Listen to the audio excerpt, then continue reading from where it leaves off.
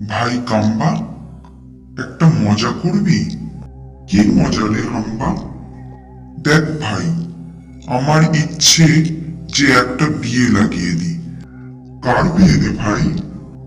দেখ ভাই, আমি মানুষ সেজে পশু ঠাকুরের বাড়ি গিয়ে বলবো, তোমার মেয়ের সঙ্গে আমার ছেলের বিয়ে দাও। তুই দেখে নিস আমি ঠিক পারি কিনা। পাড়ার পশু ঠাকুর তার মেয়েকে খরচের ভয়ে বড় করে রেখেছে, বিয়ে দেয় না। কাল সন্ধেবেলায় ঠিক এইভাবে চলে যাব তার বাড়ি।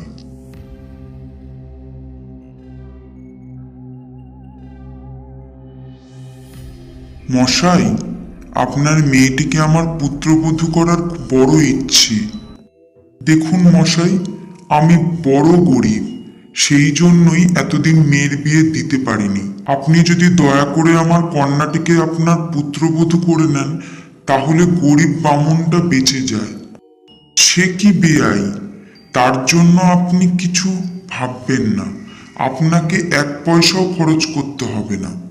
তবে বেআই, এ রাতে আর বাড়ি গিয়ে কি করবেন? গরিবের এখানে থেকে যান, খাওয়া দাওয়া করুন। আমি যাই, বরং ভেতরে গিয়ে গিন্নিকে বলে আসি। আপনি এখানে বসুন।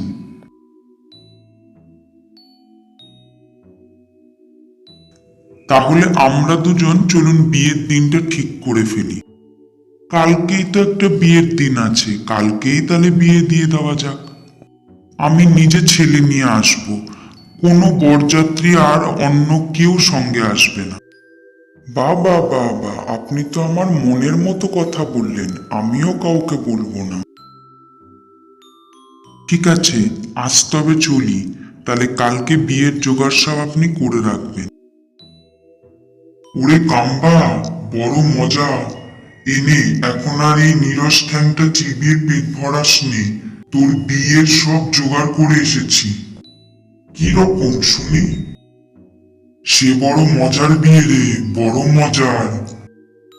বল না আমায়, আমার যে আর সবুর সয় না। বল না রে হাম্বা, কোথায় কি করে এসেছিস? দেখ, কাল রাতেই তোর বিয়ে দিয়ে দেব। ওই যে গুপ্তপাড়ার পশু ঠাকুর আছে, তারই মেয়ের সঙ্গে তোর বিয়ে। শালা ভারী কৃপণ, পয়সা খরচের ভয়ে এতদিন মেয়ের বিয়ে দেয়নি। কাল রাতেই বর নিয়ে গিয়ে হাজির হব, এই কথা তার সঙ্গে হয়ে আছে। তাহলে আর ভাবনা কি, তাই হবে। দেখ, তুই আমাকে সেখানে গিয়ে আবার হাম্বা বলে ডেকে ফেলিস না, বাবা বলে ডাকবি। দূর, তুই কি আবার বাপ? শুধু এই বিয়ের রাতে, না হলে সব কেচে ঘুচিয়ে যাবে কিন্তু। তাই বলবো, কিন্তু কিন্তু কি বলছিস? যদি ভুলে হাম্বা বলে ফেলি, ও তখন আমি মানিয়ে নেব। কি আর করব, তাই হবে।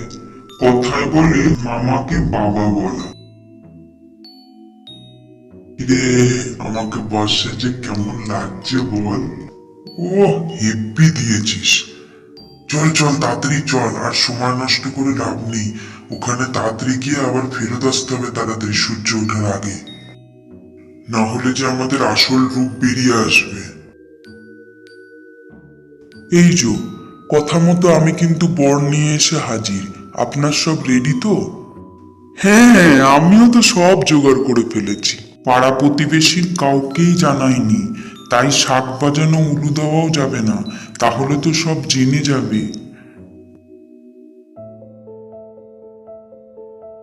আমার তো সত্যি বিয়ে হচ্ছে, আমার কি সুন্দর বউ। এখনই আমাদের মনে হচ্ছে পালাতে হবে, না হলে রাত ফুরিয়ে যাচ্ছে। কাম্বা, আয় এক্ষুনি, শিগগিরই আয়।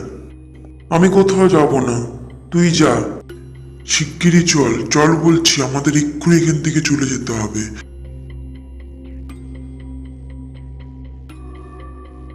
কি বলছিস? আমি তোকে বলেছি না যাব না আমি এখন? তোর হিংসা হচ্ছে আমি আমার নতুন বউকে নিয়ে আছি বলে? হিংসা?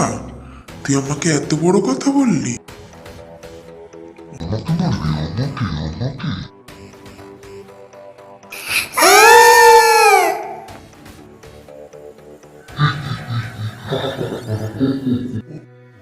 এ কি?